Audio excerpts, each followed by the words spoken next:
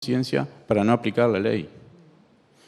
Eso es un delito, ¿no? Porque no es una verdadera objeción de conciencia. Entonces el problema que tenemos acá es tratar, porque 30% de objetores de conciencia no existen en los ginecólogos. No hay un 30% de verdaderos objetores de conciencia. Somos pocos, nos conocemos, ya sabemos quiénes son los objetores de conciencia y tenemos que protegerlos y respetarlos. Pero si ponemos al objetor de conciencia en la lista de aquellos que quieren hacer carrera política o que están en desacuerdo con la normativa de la ley o que están en desacuerdo con el aborto, si todos esos aducen objeción de conciencia, se está haciendo la utilización política con fines que no es el propio de proteger la conciencia individual del acto íntimo de no hacer algo que lesiona las propias convicciones, que es totalmente respetable. ¿Hay grados? Sí, hay grados. O sea, una persona puede tener objeción de conciencia para la interrupción de un feto sano o un feto enfermo, una madre enferma, distintos grados de fetos enfermos, la colocación de DIU, la píldora poscoito. Es decir, hay tantas variedades de objeciones de conciencia como conciencias. Cada uno sabe lo que puede hacer según sus convicciones y qué es lo que no puede hacer. No se puede haber una declaración colectiva, somos todos, no. Frente a qué cosas cada individuo objeta o pueden lesionar su propia conciencia. También el hecho de que la objeción de conciencia colisiona con el derecho que la paciente tiene de tener su cobertura de salud y su atención como el Parlamento lo ha dictaminado y el gobierno lo ha promulgado. Si nosotros queremos luchar contra la ley, juntemos firma, presentemos por un plebiscito, pero no es la paciente la que tiene que ser el medio para nosotros oponernos a la ley. Entonces, de la propia variedad que puede haber de objeciones de conciencia, deriva la necesidad de la declaración. La declaración de objeción de conciencia no es un acto donde yo tengo que fundamentar por qué objeto, cuál es el fundamento, no. Tengo que decir frente a qué actos yo tengo objeto de conciencia a efectos de que mi jefe organice el sistema de salud para dar cobertura. Digo, a nadie se le está pidiendo que que ponga los fundamentos filosóficos o religiosos en ese sentido. Simplemente yo tengo que decir, pongo DIU, no tengo problema, fetos enfermos interrumpo, fetos sanos no interrumpo, bla, bla, bla, bla, bla, bla, bla, bla. ¿Ah? Todo eso habla de la necesidad de la declaración. Se ha dicho que la declaración es un acto único del Uruguay. Mentira. La mitad de los estados en Estados Unidos hay derecho de objeción de conciencia. En 14 de esos estados hay declaraciones previas. En Portugal hay declaración previa. En algunos hay declaración previa general, de aquí en más. En otros frente a cada paciente. En los países nórdicos ni siquiera hay derecho. Hay miles de variantes de cómo se hace de la declaración, pero tiene que haber una declaración. ¿Quién dice si la declaración es honesta? Otro problema. ¿Quién lo dice? Lo dice porque para que el objetor sea verdadero objetor y no falso objetor, tiene que estar basado en el principio de la honestidad y que eso refleje verdaderas convicciones y no intereses espurios, ¿no? Y tiene que ser acorde con mi trayectoria anterior. Yo no puedo declarar que estoy a favor de la despenalización y a los 6 meses decir que estoy en contra de la despenalización o que hago objeción de conciencia. Digo, tiene que haber una coherencia en nuestro discurso, en nuestras cosas, en nuestros pensamientos. ¿Quién lo dice? Y bueno, el Ministerio Público seguramente no es, a mi entender, porque el Ministerio tiene la presión de que se aplique la ley. Los objetores de conciencia tampoco, están en el otro extremo. Para eso están los comités de ética. El colegio médico, el comité de ética, deberá analizar, frente a la solicitud de un médico que es un objetor de conciencia, deberá analizar si es genuina y admitirla. ¿Qué pasa cuando está el derecho de la paciente a ser asistida y yo soy el objetor de conciencia y no hay otro médico? Debemos estar capacitados para renunciar a nuestras convicciones.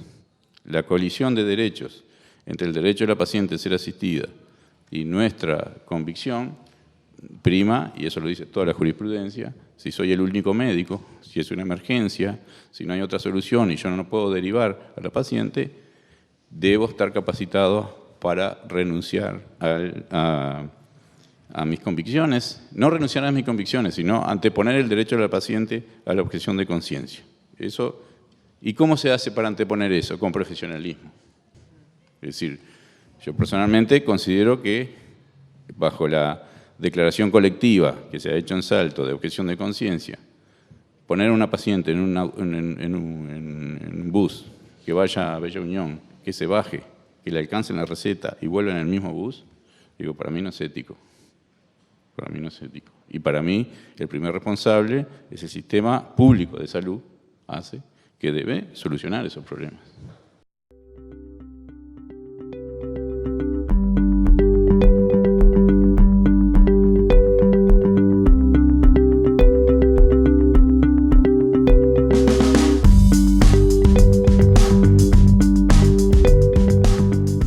El Estado, sobre este tema de del aborto y todo, ha tenido idas y venidas. En 1934, cuando se vota el Código Penal, el aborto producido por la mujer en forma voluntaria no era delito. Y Rita Goyena, que no podemos decir que era un tipo feminista revolucionario ni nada que por el estilo, hace todo un análisis sesudo de por qué no.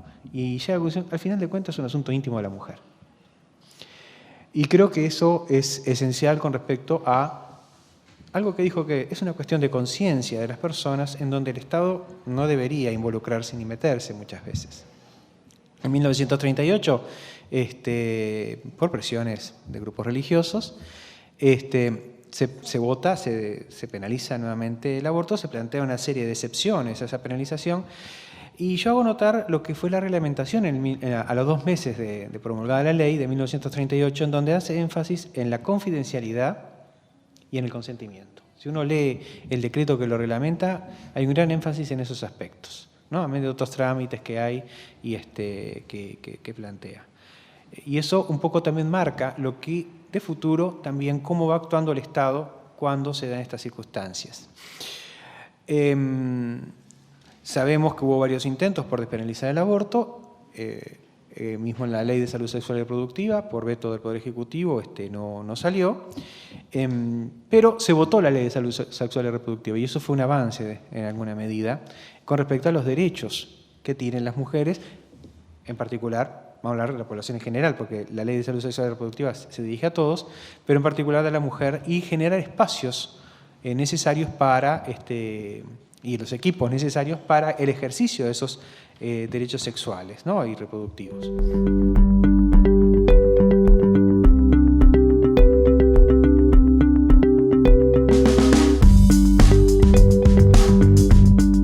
Ahora se vota la ley que plantea una hipótesis de despenalización del aborto. Vamos a hablar claro, el Código Penal sigue vigente y esto plantea una excepción. Después los jueces verán cómo se interpretan esas excepciones. No voy a entrar en ese debate, pero es de destacar de la ley, primero, que es una puerta, se entorna la puerta justamente en algo que creo que la sociedad de alguna manera estaba convencida de que no tenía sentido ni razón de que se mantuviera una penalización del aborto,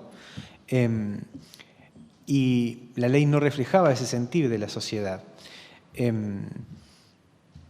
Y creo que justamente el Estado, cuando interviene en materia penal, lo debe hacer justamente esa intervención mínima, la última razón debe ser que debe tomar. Y tomando en cuenta lo que decía Rita Goyena, lo que se ha dicho en innumerables criminalistas, plantear como hipótesis el aborto voluntario de la mujer, que lo hace por una cuestión íntima, suya, propia, y penalizarlo no es algo que, desde el punto de vista criminal, deba, digamos, de política criminal, deba ser tomado como penalizable.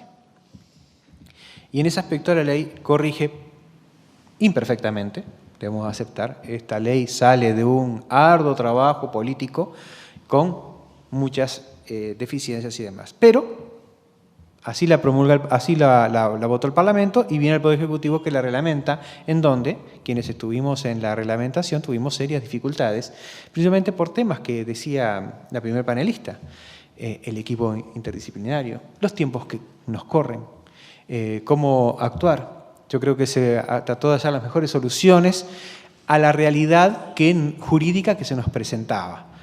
Como bien dijo el doctor Coppola, los equipos de salud sexual y reproductiva están instalados y están trabajando, y en teoría, como digamos, profetizaba y profetizó también equivocadamente el doctor Coppola, decía, no iba a haber problema, porque en la medida que tenemos los equipos, se va a poder seguir adelante. Pero se nos ha presentado el tema de la objeción de conciencia. En lo que refiere a la objeción de conciencia, debemos ser muy estrictos, puesto que la objeción de conciencia es una excepción a la ley.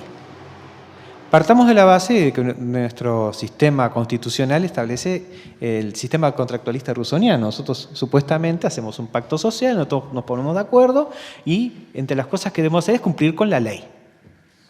Y no hay, salvo aquellas excepciones que plantea la misma ley. La objeción de conciencia, como dijo el doctor Coppola, es una excepción a ese cumplimiento. ¿Para qué?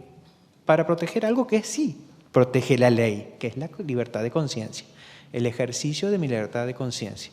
En tanto esto que me dice la ley estoy obligado a hacer, no lo quiero hacer por cuestiones de conciencia, que cuestiones de conciencia entendamos son aquellas íntimas, fundamentales, trascendentales. No son temas discutibles, opinables, técnicos, no, son íntimas. Bueno, yo no quiero abortar por razones religiosas porque mi fe no me lo permite y puedo tener consecuencias inclusive en mi psiquis, sean por razones éticas también, sea por razones religiosas, éticas, las que fueran. Pero son íntimas, únicas, intrasladables, irrenunciables. El desafío que tenemos ahora no es la implementación en sí de la ley que tenemos, que hay equipos de salud sexual tanto en instituciones públicas como privadas, sino los problemas que se están dando con respecto a la objeción de conciencia, porque en la medida que me quedo sin médicos para poder llevar adelante justamente la ley, es que se vienen esos traslados que son tan negativos, y yo sí considero que es una falta de ética de los profesionales que hacen que una mujer se traslade kilómetros y kilómetros, cientos de kilómetros para poder recibir una receta que se le podría dar. Y que se violentan ahí derechos, también me queda claro, pero es lo que dice la ley. Y la ley determina que tienen derechos los profesionales a objetar de conciencia. Se ha planteado la polémica de si se debe fundarla, si debe justificarla, debe enunciarlo.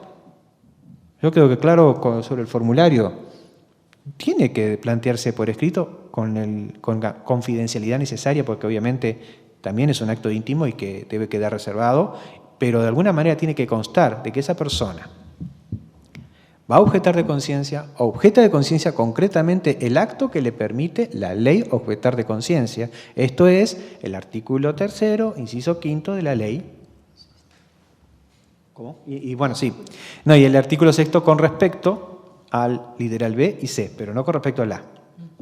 Porque con respecto al literal A, el artículo 6º habla de las excepciones digamos, en el caso de grave riesgo de salud para la mujer, malformaciones que no permitan la vida extrauterina y violación. En el caso del literal A, que es por grave causa de enfermedad, no es posible objetar de conciencia. No es admisible objetar de conciencia, lo cual es lógico. En ese equilibrio de derechos que tenemos, libertad de conciencia o el ejercicio de libertad de conciencia, vida, obviamente el legislador optó por vida. Y es una solución adecuada, inclusive en materia, lo que es materia internacional.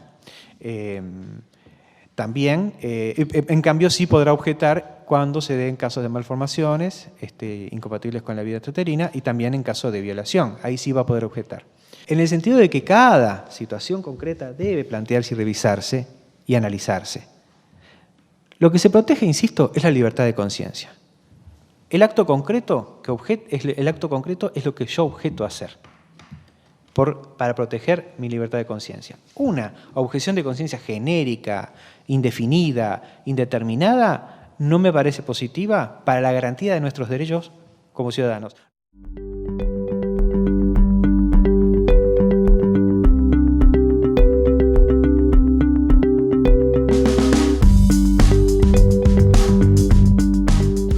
La ley que plantea una hipótesis de despenalización del aborto. Vamos a hablar claro, el Código Penal sigue vigente y esto plantea una excepción.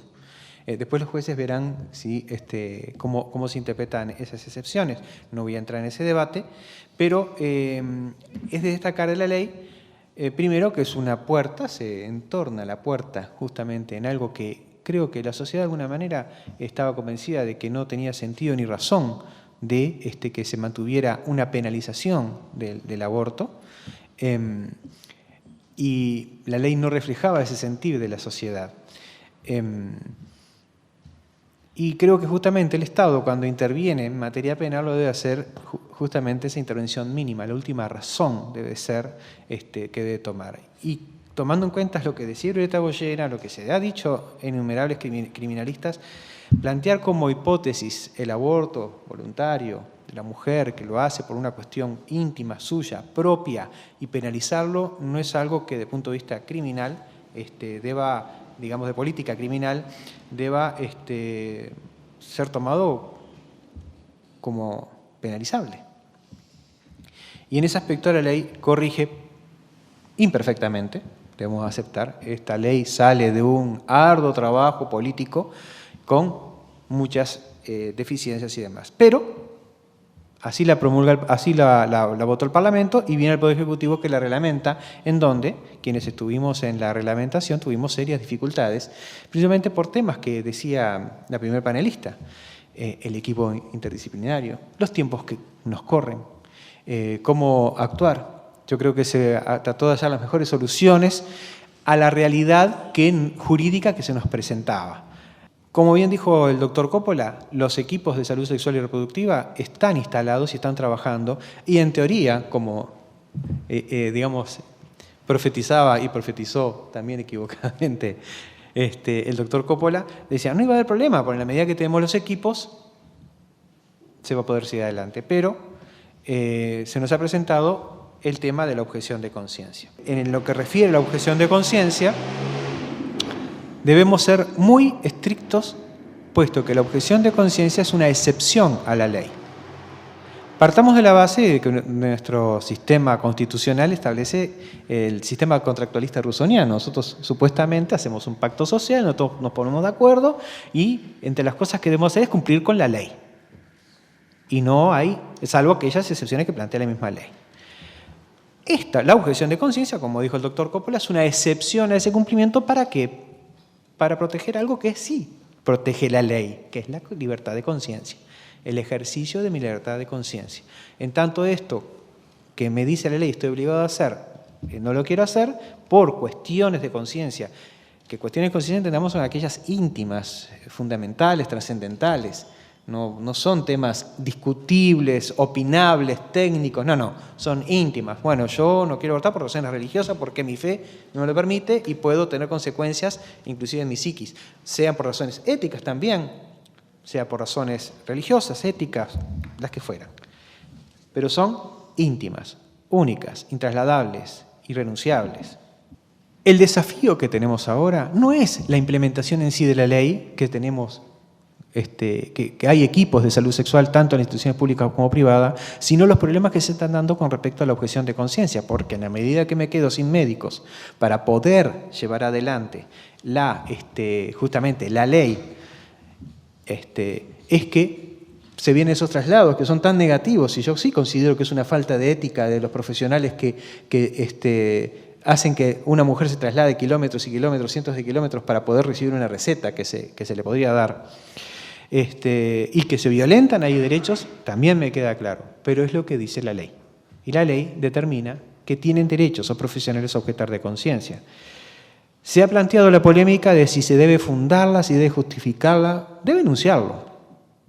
Yo creo que claro sobre el formulario tiene que plantearse por escrito con la confidencialidad necesaria, porque obviamente también es un acto íntimo y que debe quedar reservado, pero de alguna manera tiene que constar de que esa persona va a objetar de conciencia, objeta de conciencia concretamente el acto que le permite la ley objetar de conciencia. Esto es el artículo 3º, inciso 5 de la ley. ¿Cómo? Y bueno, sí. No, y el artículo 6º con respecto al literal B y C, pero no con respecto al A. Porque con respecto al literal A, el artículo 6º habla de las excepciones digamos, en el caso de grave riesgo de salud para la mujer, malformaciones que no permitan la vida extrauterina y violación. En el caso del literal A, que es por grave causas de enfermedad, no es posible objetar de conciencia. No es admisible objetar de conciencia, lo cual es lógico. En ese equilibrio de derechos que tenemos, libertad de conciencia o el ejercicio de libertad de conciencia, vida, obviamente el legislador optó por vida. Y es una solución adecuada, inclusive en materia, lo que es materia internacional. También, en cambio, sí podrá objetar cuando se den casos de malformaciones incompatibles con la vida extrauterina y también en caso de violación. Ahí sí va a poder objetar. En el sentido de que cada situación concreta debe plantearse y revisarse y analizarse. Lo que se protege, insisto, es la libertad de conciencia. El acto concreto es lo que yo objeto a hacer para proteger mi libertad de conciencia. Una objeción de conciencia genérica, indefinida, indeterminada, no me parece positiva para la garantía de nuestros derechos como ciudadanos.